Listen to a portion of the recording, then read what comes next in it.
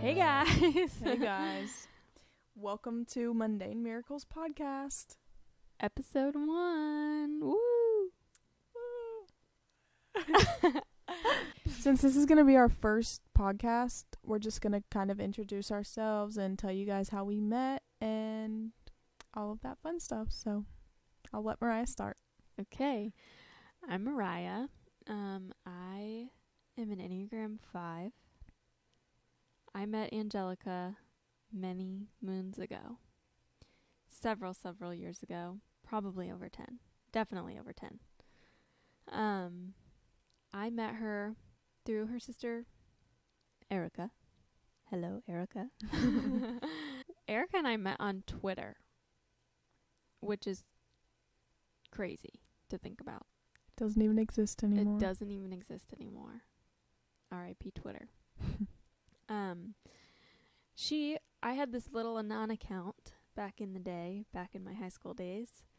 And Erica followed me, and I just followed her back. And I was watching her Twitter, talk about different things about her life, and she would always tag Angela Poop. And, I was like, oh, I'm missing like half of the story by only following one of them. And so I followed Angelica, and their relationship as sisters reminded me of my relationship with my sister. And so it was just like fun to get to know other sisters who were like silly goofy. And yeah, that's crazy that happened so long ago. Yeah, that really was a long time ago. And then we're besties for the resties. I was going to say that, but I was like, I'm going to regret that. But yeah, her username was Bibliophile. Mine was Angela Poop, because when I was like 14, it was just my thing. I just loved to say the word poop, and like, I don't know, that was just like, I thought I was so quirky. But yeah. You were. And I guess. A bird pooped on your head. Many times. I just remember one specific time. Yeah. This is why I don't like birds. Yeah. But yeah, so thank God last year I finally matured and I changed my name from Angela Poop to Angelica Simon. When I have my AirPods in and you send something to the group chat on Instagram, it says Angelica Simon. Yours says papaya redhead emoji. But yeah, and then like a couple years after we met, Mariah was like, I'm gonna move to North Carolina. Yeah. So tell them about that. That was crazy. I met them in real life before that happened. Just, I want to put that out there. I wasn't like, I've never met these people and I'm gonna move. But it was like, I've never met these people and I'm about to drive all the way to North Carolina to pick them up for a music festival. For audio feed. We took a whole road trip. The very first day we met. And it was amazing, and I loved being around them, and I loved the way that they made me feel, and I just felt so at peace and secure around them. And there were some crazy stories of that first year of audio feed, like lots of mishaps and weird situations. And one of the weird situations, which I'll talk about in another episode, I'm sure, some guy at Taco Bell basically like assaulted me, kind of. I don't know if I would. I mean, that's basically what it was. Yeah. And Erica was with me, and it was so horrifying and so traumatic. And at first, I just like internalized everything, and we just drove back to the campgrounds. And once we were there, and like I could process it, I just broke down crying in Erica's arms, and I was like, "This is crazy! I literally just met her." But really, I had known her for a long time, and so that's a crazy story. And our tent got flooded. Was that the first year or the second? No, the first year the tent didn't even work. Oh yeah, my dad sabotaged us. Tent fiasco. Yep. Yeah, we've had many a tent fiascos at Avita.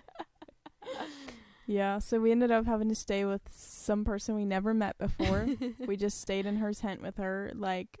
God bless her. Yeah, like, I don't know what we would have done. I don't either. Because we were kind of like balling on a budget. Like, we weren't about to fork out money for a hotel. Like, I don't know. Or a new tent. I don't know if that even, like, occurred to us. I don't think... remember. I think we were going to stay in the Toyota. In the car, yeah. 3 of us in, like, a little Toyota Corolla. That would have been crazy. That would have been crazy. Thank God we didn't have to do that. Yeah. Probably some guys would have given us their hammocks. True. Ew. Ew, yeah. B.O. But, yeah, so... Yeah, after I took them home, dropped them off in North Carolina, I left them and my heart was empty. And I said, I have to live near them. I have to be able to be with them always. And I made it happen. She sure did. Quick. We weren't even, like, expecting it at all. Like, she just kind of was like, I want to move there. And we were like, okay. I met you in July, and I moved there in October. And we had, like, the best times getting to be together every day of our lives. Even though we didn't live in the same place, like, the same house, but, like, the same city. So we got to be with each other all the time, and we never got tired of each other. Never. And I was very obnoxious back then, so props to you. You're probably thinking, yeah, you still are. But that was a very different time in life. Yeah. So we're going to tell you guys how we grew up and kind of how that affected us and what our backgrounds are and what we believe now and how we live our lives now and what you can expect from this podcast in this season. You want me to start? Sure. Okay, so I grew up Christian. I grew up in the Pentecostal, like, hyper charismatic type of church, and multiple because we never stayed at one church. We also did home church a lot of the time, which, if you don't know what home church is, it's basically like when you want to defy all other churches and leaders and just have your own church at people's house. And I don't know, but that tea looks really good right now. Thank you. It's pumpkin tea from Trader Joe's. You're so ready to tell me that. I was so ready. This is my beverage of choice in the fall. I'll have to make you some. Do you like just plain, like, not sweet tea? No. Oh, well. It has to be a little bit sweet. Or I could add a little bit of creamer and it would make it better. Try this? Sure. If it's not sweet, I'm not going to like it, but... Why is it cold? Because we've been sitting here for a long time.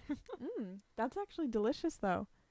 Like, I could just add a little bit of maple syrup and it would be really good. But yeah, so I grew up, there's just a glimpse into what this podcast will be like.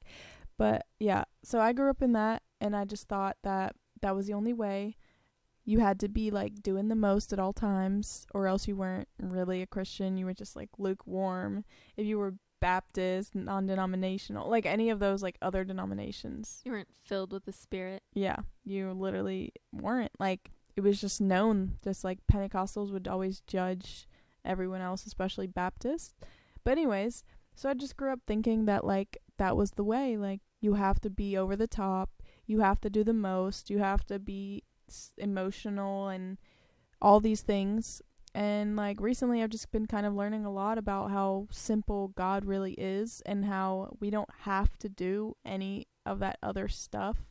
And there's a time and a place for certain things, but it's not what makes you filled with the Spirit. Like, the Holy Spirit comes to you when you receive salvation. Like, you don't have to do anything extra, and, like, you aren't better than someone or they're better than you because they can speak in tongues or whatever. So that's kind of just, like, the path I'm on now, is just listening to sound teaching, listening to, like, biblical, good preachers who aren't putting on a show. And, yeah, so I'm excited to talk more about that in the podcast as well. So on the flip side, I was raised in the Salvation Army, which is not charismatic at all. not even a little. And so when I was a teenager, we started going to a Baptist church, and then after that we were just non-denom for the rest of my life until now. And so I didn't grow up around charismania at all. That kind of stuff really scared me. It was like, it should. I was so sheltered from it that I don't think that I really could comprehend that it existed. And not like intentionally sheltered from it. It just wasn't like around me. And that was like the days before the internet really was accessible all the time. And so yeah, we lived in those days, guys. And so it's not like I could like watch, I couldn't watch preachers on YouTube or see churches that were like that. I mean, not that I really would have anyway, because I was small. But anyway, so that when I met the Simon sisters, I was kind of introduced to that world a little bit more. I mean, I knew about it at that point, but I didn't know a lot about it, and I wasn't sure how I felt about it. It scared me. But the Simon sisters didn't scare me. And so I now have experienced a lot of different expressions of faith, and I fall somewhere in the middle, I guess. But I think that I was thinking about this earlier today, because I hadn't been exposed to any of that. I also, in my own way, was very judgmental, and was like, that was demonstrated to me, to think that like anybody that, this is gonna sound so funny, and like this wasn't taught to me by my parents. I think this was just, it might have been modeled, and I just didn't know how to like deal with that. Probably. But I really was, my dad was a pastor, and so I really like had a hard time listening to other pastors and trusting what they said. Oh yeah. I was so critical, and so like my walls were like all the way up. If I heard anything from anybody else, I would think that something, that I would try to find something that was wrong with what they said.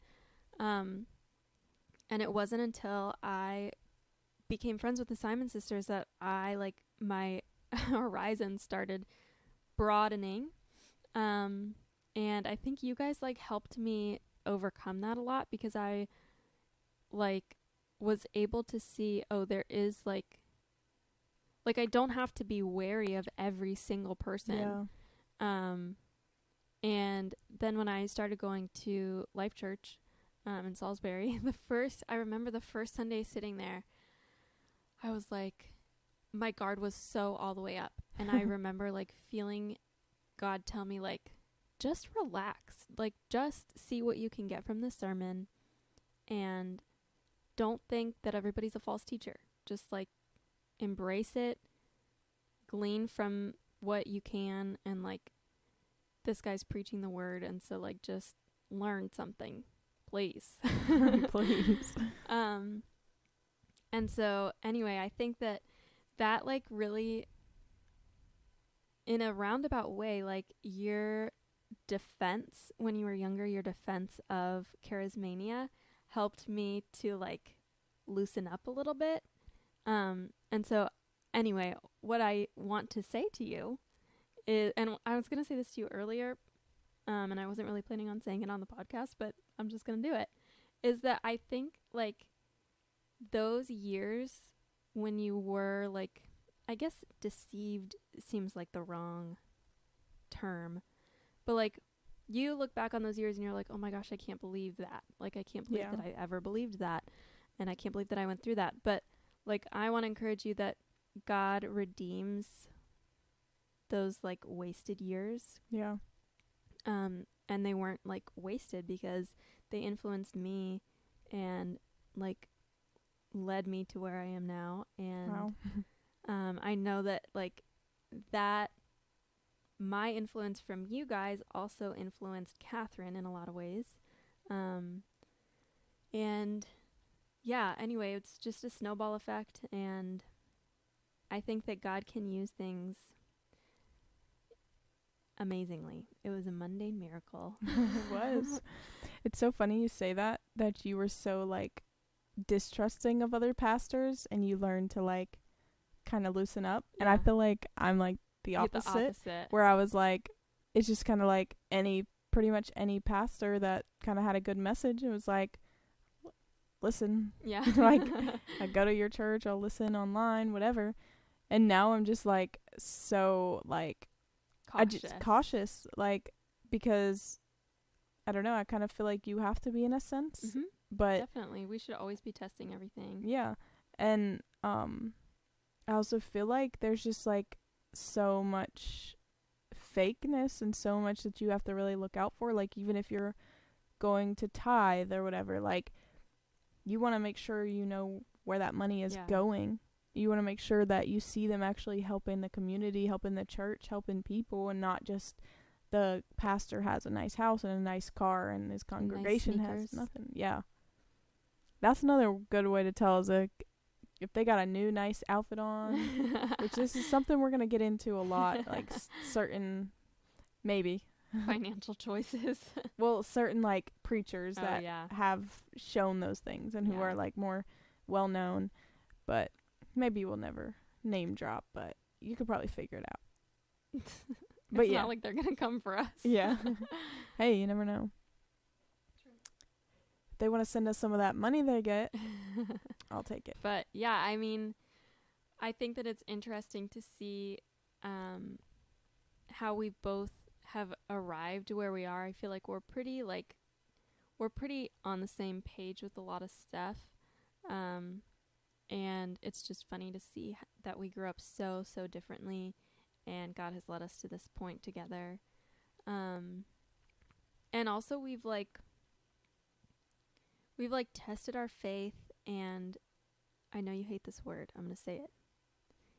We've both deconstructed in like our own ways in order to rebuild and come to a real like relationship with God. That is not fabricated, and it's not based on our parents' faith. True. Definitely not. Definitely not. Even though your friends are friends with, your parents are friends with my favorite preacher. Yeah, that's right. That's another like crazy mundane miracle, is like me and my boyfriend's favorite pastor that we watch online is Jack Hibbs, and one day I sent Mariah a link from him, and she was like, oh, my parents are friends with him, and they visited his church and sat front row with his wife, and they text and everything, and I'm like, excuse me? Like, it's just cool because, I don't know, just like he literally is from California. Yeah. And they're from Indiana. Technically, my parents are from California too. Oh, true. So. But they didn't know him then, right? No. So. But they connected because my dad was like, oh my gosh, I'm also from Southern California. Oh. Well, he loves to drop that whenever he can. But yeah, so that's pretty much what got us to where we are right now.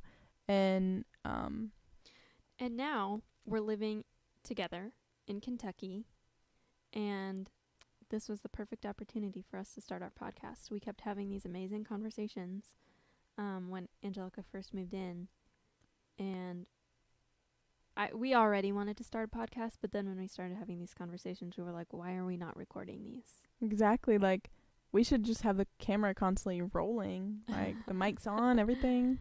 We could have our own reality TV show. Yeah.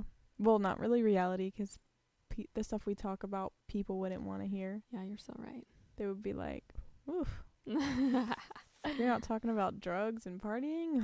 Don't well, care. We are. Yeah, just not what they want to hear. We're saying, excuse me, can you please stop smoking weed right by my window? Yeah, like, please keep the smell away. That's all I care about. Just keep the smell away. I wanted fresh air. Well, you got it, honey. Yeah. It's fresh, all right. Yeah, it was a little too fresh. But yeah. So I think what do you think are some things? I know we've touched on a couple of things, but what do you think? Where do you think this podcast is going to go this season? What do you think people can expect from us? And what kind of topics are we going to be talking about? Obviously, the main thing is going to be like faith and what we're learning, what we've learned, just like biblical truths and like encouragement. And that's really what we want you guys to get, like whoever watches this, is we want you to get some type of encouragement out of this as well. So there's definitely going to be a lot of like, we want to talk about real things, but we also want to be like uplifting as well, and like just kind of show you guys like the more positive side of things, because at the end of the day, like there is more to life than the negativity that you hear from pretty much everyone around you, and like the dark cloud that basically just surrounds like everyone. Is like there is another side to that, and that's where our name Mundane Miracles comes from, because you have to find the miracles in the mundane, and you can't do that if you are constantly just looking at the bad, and if you constantly focus on what isn't good, what isn't happening, what went wrong, and kind of just like have to reframe your mind. And I think that's a lot of what we've been doing in life in general. And yeah, I think a lot of the topics that we'll be talking about pertain to like biblical authority, and excuse me, prayer, and just like how to live out your faith in specific and tangible ways in our culture right now. And we hope to have some guests on here eventually. I think we know a lot of people who have a lot of wisdom, and it will be really cool to hear their stories. Definitely. And we'll probably be sharing our testimonies at some point.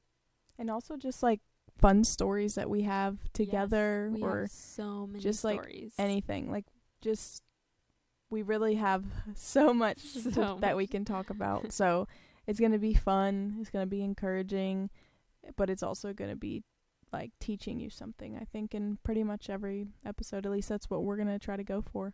Yeah. And it's going to be real. Yeah. Like, I love to be real, so. She loves to be real, you guys. But I hate the app Be Real. Same. I never got it. Me neither. Yay! When we were in Texas earlier this month, my sister Ariel we were in the pool, and she was like, "Oh, I gotta do my Be Real," and I was like, "Get me in it." And so we like took our Be Real picture, and I said, "Can you caption it?" And she was like, "What?" And I was like, "Do you post it like with a caption?" She's older than me, you guys. And she was like, "I mean, kind of, I guess. I don't remember." She explained it to me that you can kind of put in a caption or something. I don't think it's called a caption. I have no clue. Me neither. And so she was like, "Why? What did you want it to say?" And I was like, "I wanted to say Mariah's Be Real debut." And she was like, "Okay." And she put it on there. And then I was like, the next day I said, "Did any of your friends like say anything about my debut?" And she was like, "No." And I was like, "Oh, I thought it was so funny, but maybe that's just my sense of humor." Yeah. I was not made for Be Real. I think it's annoying because every time I would see someone do a Be Real, they would retake it. And I would always say, "You're not being real right now." Fake. Exactly. So I thought the whole point was that you can't delete it, that you have to post. I think that's probably how it started. Yeah. But like they would always redo it. And like, it's supposed to be like at a specific time. Yeah. But people will just like ignore it and take it late. Yeah. So it's still be fake. So, yeah, I never got that app. Me neither. I didn't like the pressure. Yeah. I didn't like the pressure of having to post. Really didn't care. My life wasn't exciting. And now there's another new app.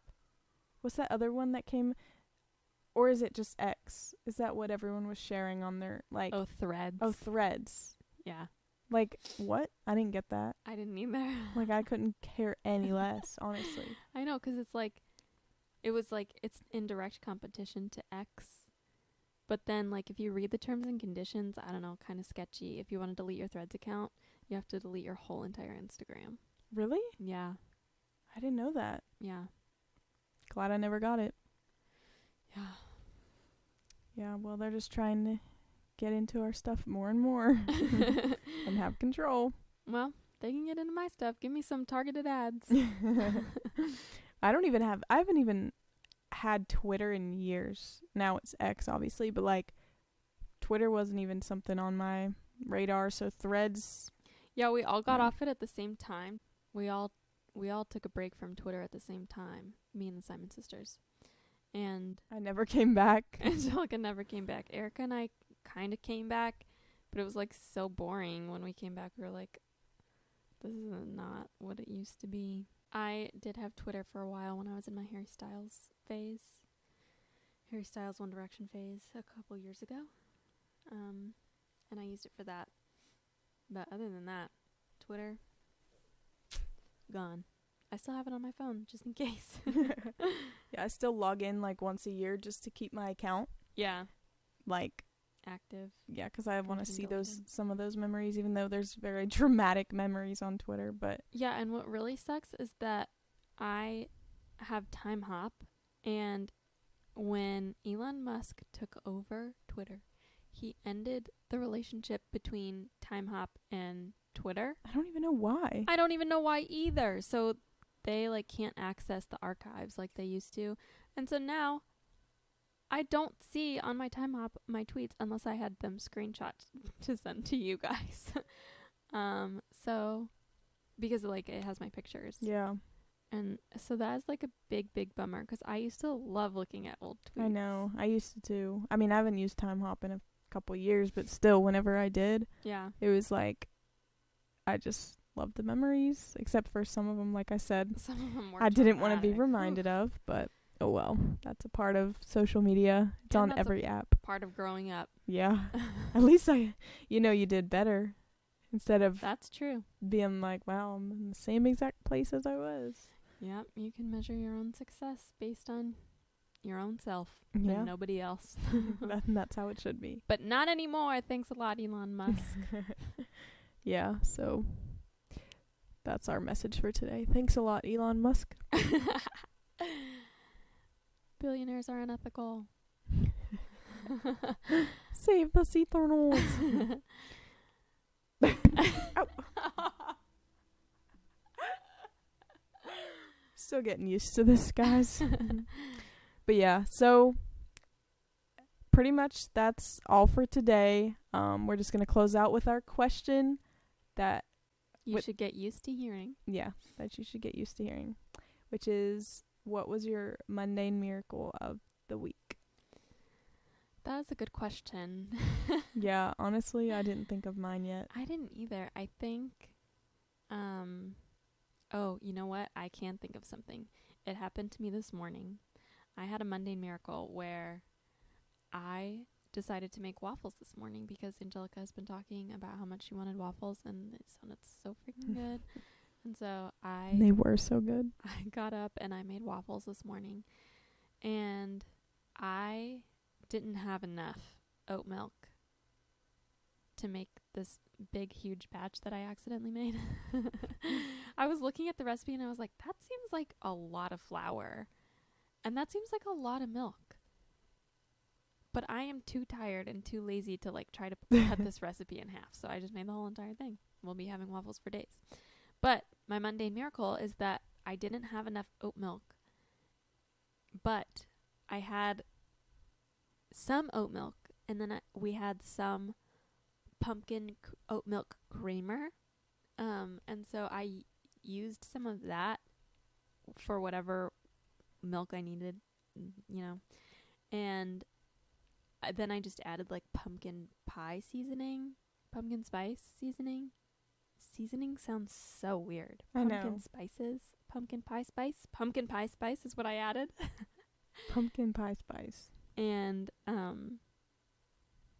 I feel like that was divinely inspired because I was really like, I was freaking out because I was like, oh my gosh, I really wanted to make these waffles. And like, I already started a bunch of ingredients and So it was a mundane miracle that we had pumpkin creamer, and it was a mundane miracle that I thought about making pumpkin spice waffles. And they turned out so good. Mine is a little less exciting because the camera is about to die. So, yeah, I had an Amazon package that I was supposed to get tomorrow, and it actually came today. So that is a mundane miracle. We love when that happens. Yeah. I mean, it's nothing crazy. I'm sure there's a lot more that's happened this week that would be worth telling, but that's the point of mundane miracles. Yeah. We so love you don't that. have to wait for 2-day shipping. You get it in one day. Like, praise the Lord. Yeah, that's a blessing. All right. Thanks for listening, guys. Yeah. We hope to see you on the next episode. Stay tuned. It's going to be so good. Bye. Bye.